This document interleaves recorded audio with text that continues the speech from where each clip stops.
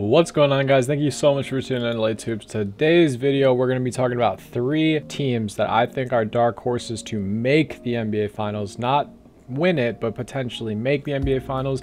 I've been doing a ton of recaps this month of March, and I felt like I wanted to switch it up and kind of go back to the videos I used to make where it's just discussion and you guys can get involved in the comments. I love when you guys do that so I can just chat hoops with you. That's the whole reason I started doing this. I really do feel like seeding plays a huge part in how the playoffs shape up. It's just very interesting to see that some 8 seeds have a better chance of beating the 1 seed than some 2 seeds have a better chance of beating the 1 seed. Like the Cleveland Cavaliers out east, they have so much size and they could try to do a wall and stop Giannis a lot better than maybe a team like the Knicks or the Celtics. Even though the Celtics got Robert Williams, they could probably do a good job, but you get what I'm saying. And the same thing goes out west. Like the Lakers could probably beat Memphis if it was a 3-6 or a 2-7 matchup, but all this is to be determined. We're going to get into all that today in today's video, guys. But before we do, I just want to say we're on the road to 1,000 subscribers. So if you're new here and want to support the channel's growth, as we are on the road to 1K and we're uploading every day for the month of March, I'd really appreciate your support.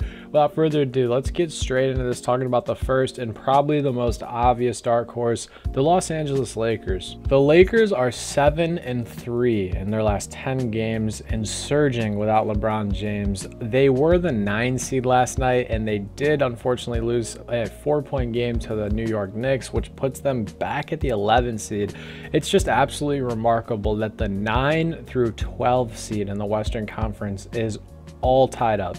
Every single team from 9 to 12 is 33 and 35. And then when you extend it even more into the 8 and the 7 seed, the Timberwolves and Mavericks are only 1 game ahead in each column, 34 to 34 and 34 to 34. And then if you push it even one more, the Warriors are only 2 wins up in the win column and 2 losses down in the loss column, or sorry, 2 losses up in the loss column from being the 12 seed.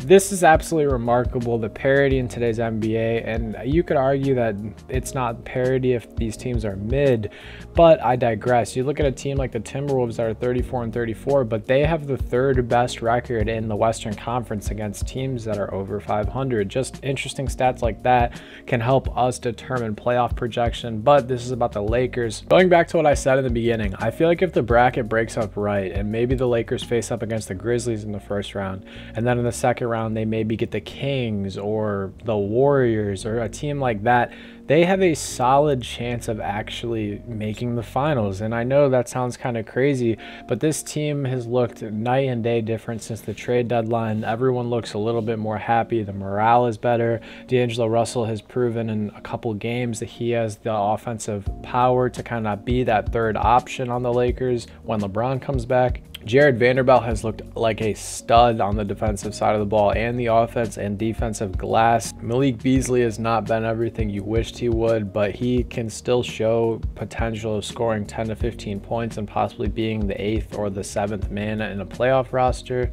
Austin Reeves looks amazing. Pretty much any minutes he gets, he's really growing into his role on this team. We're seeing a lot of DNPs for Mo Bamba, but that's all right because they are pretty good in the center position. And I would assume come playoff time that Anthony Davis is going to take up a pretty big majority of those minutes. But like I said, I just think depending on how the bracket breaks, if you will, that the Lakers have a decent shot of making the finals. Now, I doubt if they made the finals that they could stop the Bucks or the Sixers or the Celtics, probably not even the Cavaliers. Honestly, maybe not even the New York Knicks. But it's going to be very interesting to see how this playoff bracket goes, assuming the Lakers can make the playoffs. Like I said, last night, they were the 9 seed. They could win 2 games in a row, and they would have the same exact record as the 7 and the 6 seed. But the 6 seed would have to lose 2 games. But like I said, a lot of what ifs. Lakers, first dark horse team to make it. Second one, out east now, we're going to talk about the Miami Heat. Miami Heat are currently the 7 seed with a record of 36 and 33. They are 4 games in the win column and 3 games in the loss column behind the Knicks, so they do have some ground to cover. However, you guys can't forget that it was only 2, now 3 years ago that the Heat made the NBA Finals as a 5 team and shocked the world. They have had so many struggles in this regular season. People have been in and out of the starting lineup. They hedged their bets at the trade deadline.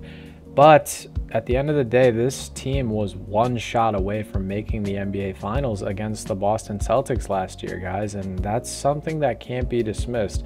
Eric Spoelstra is a phenomenal coach. Jimmy Butler is an amazing leader. Tyler Hero is looking more and more consistent, and same goes for Bam Adebayo. Kyle Lowry's coming back from his injury. There's a lot of questions and a lot of holes in this Heat roster, but at the end of the day, I would not be surprised if they made a deep playoff run. I'm not saying they could stop the Celtics in that first round, but you really never know. Like I said, the teams are pretty much identical to last year. Obviously, the Celtics got a little better with the addition of Malcolm Brogdon, and Mike Muscala at the deadline was a really good pickup, and Joe Mazzulla has been coaching his ass off this year. It would be a really, really hard first-round matchup, but if they could get over that hump, you never really know what could happen in the next series or the series after that. Miami, it's not time to call it quits on the season yet. You really never know what could happen. Definitely a dark horse for me. And the last one I have is the wildest one. Originally, I was going to say Clippers or Warriors, but a lot of people, myself included, think a fully healthy Warriors team is just nothing to be, reckoned with. And the other one I was going to say was the Clippers. However, I just feel like as many people as there are like me that are pretty high on the Clippers, there's a lot of people that are equally low and just say that the Clippers are a poverty franchise, this and that. And I guess they might not be wrong, and that's why I want to say they're a dark horse, but they are the 5 seed, so it kind of would be unfair. This one is a shot in the absolute dark, but the New Orleans Pelicans, they could potentially barely make it by the grit on their teeth, and they would have to first make the playoffs. They're currently the 12 seed right now, tied with the 9 seed just like the Lakers. But this isn't a world where Zion Williamson comes back. This is the only way that the Pelicans could make the playoffs, is that if win it and go to the finals, would be if Zion Williamson came back and they had a fully healthy team. I feel like a lot of people forget that the Pelicans at one point in the season were the #1 seed in the Western Conference, and by a decent margin as well, but they slipped and went on a 10-game loss streak. A fully healthy team of CJ, BI, and Zion with Herb Jones and/or Trey Murphy and Jonas Valanciunas, Jose Alvarado off the bench. This team's just really deep and really, really talented when they're all playing. It's night and day when Zion's off the floor as well. Teams have to guard them so much differently. Their offensive flow is so much different. They can push the pace and pretty much run with any team. They honestly kind of remind me of the pace that the Warriors play at. Obviously, the Warriors are a much better shooting team, and they move super fast in transition. That's the part that reminds me of the Pelicans. But what do you guys think? Which of these 3 teams is most likely to make a playoff run? The Los Angeles Lakers, the New Orleans Pelicans, or the Miami Heat? I tried to keep these all as dark horse as possible, meaning not a 6 seed or better. It's just really hard with the way the standings are breaking up. Very, very interesting year for the NBA this season. It seems like out west there's only a couple options, but out east, I mean, you look at the Sixers and the Bucks and the Celtics and the Cavs, and the list just goes on and on. It seems like the East is very top heavy, while the West seems like almost any man's game. And with the acquisition of Kevin Durant to the Suns, some people are just kind of writing off the Suns as the clear-cut favorite. But I'm not sure. If you guys made it this far, I appreciate your support as always. I hope you guys have a great rest of your day. Stay happy, healthy, and blessed. Peace.